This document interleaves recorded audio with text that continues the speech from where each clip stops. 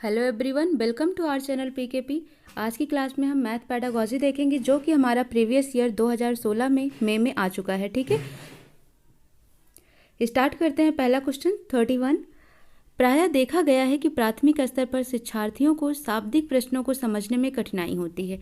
ठीक है, मीन्स जो प्राइमरी स्टेज के बच्चे होते हैं उनको क्या होता है, वर्ड्स प्रॉब्लम को सॉल्व करने में समझने में दिक्कत होती है।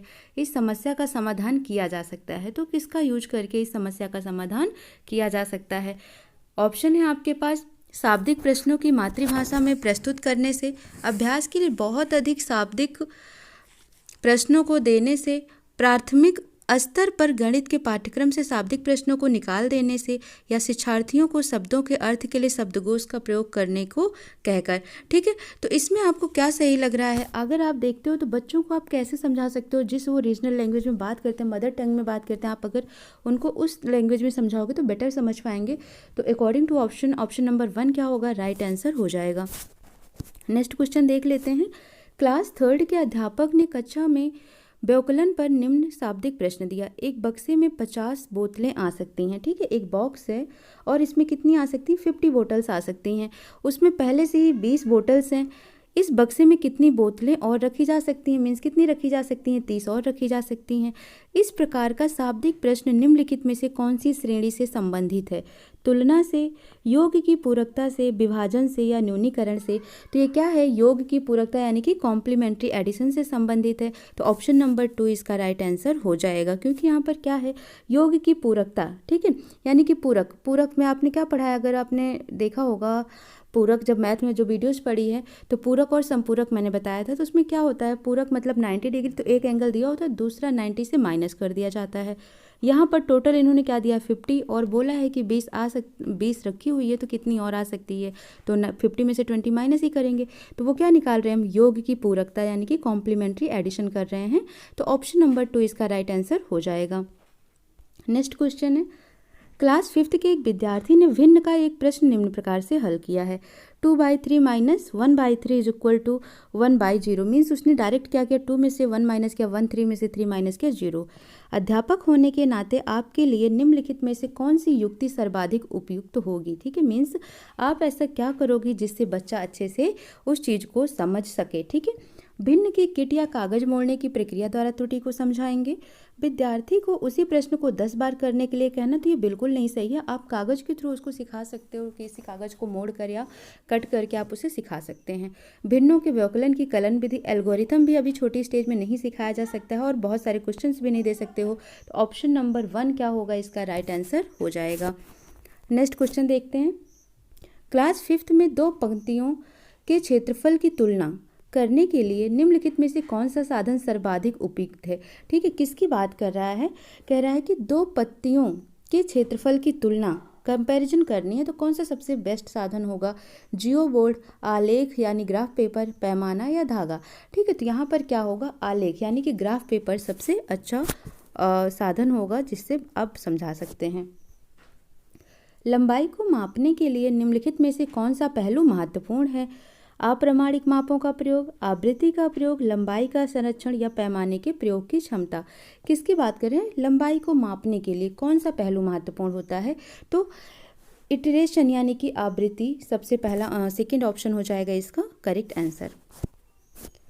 नेक्स्ट क्वेश्चन है, यह पाया गया है कि प्राथमिक स्तर पर गणितीय संकल्पनाओं को समझने में खेल सहायक होते हैं, क्योंकि खेल क्लास की नीरसता को भंग करते हैं, break monotony in the class के प्रबंधन में सहायक होते हैं, बच्चों को आमोद प्रमोद उपलब्ध कराते हैं, या संकल्पनाओं के प्रसारण का अवसर उपलब्ध कराते हैं। तो ऑप्शन नंबर 4 इसका राइट आंसर हो जाएगा कि provide an opportunity for extension of concept, यानी कि जो भी कॉन्सेप्ट हैं उसके प्रसारण का अवसर उपलब्ध कराते हैं।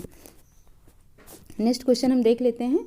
प्राथमिक स्तर पर गणित की अच्छी पाठ्य पुस्तक में, ठीक है, जो प्राइमरी स्टेज है, तो मैथमेटिक्स की टेक्स्ट बुक में क्या अच्छी चीज़ें आप देख सकते हैं या क्या होती हैं? बहुत सारे प्रश्न अभ्यास के लिए दिए जाने चाहिए, रंगीन चित्र होने चाहिए, बहुत सारे उदाहरणों को हल के साथ प्रस्तुत किए जाने चाहिए, बच्चे की दैनिक जीवन से गणितीय संकल्पनाओं को संबंधित किया जाना चाहिए। तो चाहे ये मैथ हो या ईवीएस हो, आपको मैंने बार बार बताया है कि मैथमेटिक्स या ईवीएस क्या होता है, आउटर लाइफ से रिलेट करके चीज़ों को अच्छे से समझाया जा सकता है अपनी दैनिक लाइफ से रिलेट करके। ठीक है, तो ऑप्शन नंबर 4 राइट आंसर हो जाएगा। नेक्स्ट क्वेश्चन देख लेते हैं। एक 7 वर्षीय लड़का 4 भुजाओं वाली नियमित आकृतियों को वर्ग के रूप में पहचानता है। बैन हिले के अनुसार वह ज्यामितीय विचार की किस स्थिति में है? आकृतियों को वर्ग के रूप में पहचान रहा है, ठीक है, स्क्वायर के फॉर्म में, तो वो किस में है? स्तर 1 यानी कि विजुलाइजेशन, मानसिक चित्रण के स्टेज पे है। नेक्स्ट क्वेश्चन है हमारा, शून्य की अवधारणा का परिचय किस संक्रिया के द्वारा उत्तम रूप से दिया जा सकता है? किसकी बात कर रहा है? जीरो के कॉन्सेप्ट की, कि किससे बहुत अच्छे तरीके से दिया जा सकता है, तो सब्ट्रैक्शन यानी कि व्यवकलन के माध्यम से इसको बहुत अच्छे से दिया जा सकता है। नेक्स्ट क्वेश्चन है, प्राथमिक स्तर पर निम्नलिखित में से कौन सा पाठ्यक्रम गणित पाठ्यक्रम का भाग नहीं है? ठीक है, यानी कि ऐसा पूछ रहा है कि कौन सा मैथमेटिक्स करिकुलम में प्राइमरी स्टेज पर इसका पार्ट नहीं है? सममिति, सिमेट्री, दशमलव, डेसिमल, डेटा हैंडलिंग या अनुपात और समानुपात। तो देखो, सिमेट्री भी बच्चों को सिखाया जाता है, डेसिमल भी सिखाया जाता है, data handling, but ratio proportion थोड़ा बड़ी क्लास में चलकर होता है। तो ऑप्शन नंबर 4 इसका राइट आंसर नहीं होगा, यानी कि option number 4 according to question correct answer हो जाएगा। नेक्स्ट क्वेश्चन हम देख लेते हैं। क्लास फर्स्ट के बच्चों में गणित संकल्पनाओं की समझ का मूल्यांकन करने के लिए निम्नलिखित में से कौन सा अति उत्तम है? ठीक है, यानी कि क्लास फर्स्ट के बच्चों में गणित संकल्पना की समझ का मूल्यांकन करने के लिए कौन सा सबसे बेस्ट मेथड है? अवलोकन, लिखित परीक्षा, मौखिक परीक्षा या कार्यपत्रक? तो ओरल टेस्ट सबसे बेस्ट होता है, तो ऑप्शन नंबर 3 राइट आंसर हो जाएगा। एक अध्यापक क्लास फर्स्ट के शिक्षार्थियों की संख्या विषय का ज्ञान दे रहा है। अध्यापक द्वारा निम्नलिखित में से किस उपागम का अनुसरण करना सबसे अधिक उपयुक्त होगा? किसके बारे में बता रहा है? नंबर के बारे में। तो क्या सबसे बेस्ट होगा? अंकों का परिचय गणना से पहले दिया जाना चाहिए। शिक्षार्थियों को पहले अंक लिखने का अभ्यास करना चाहिए।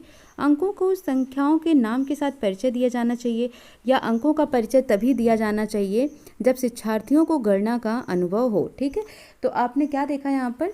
ऑप्शन नंबर क्या हो जाएगा इसका? 4 राइट आंसर हो जाएगा, यानी कि अंकों का परिचय तभी देना चाहिए जब शिक्षार्थियों को गणना का अनुभव हो गया हो। ठीक है, तो ऑप्शन नंबर 4 राइट आंसर हो जाएगा। नेक्स्ट क्वेश्चन है, निम्नलिखित में से कौन सा संख्या बोध का एक पहलू है?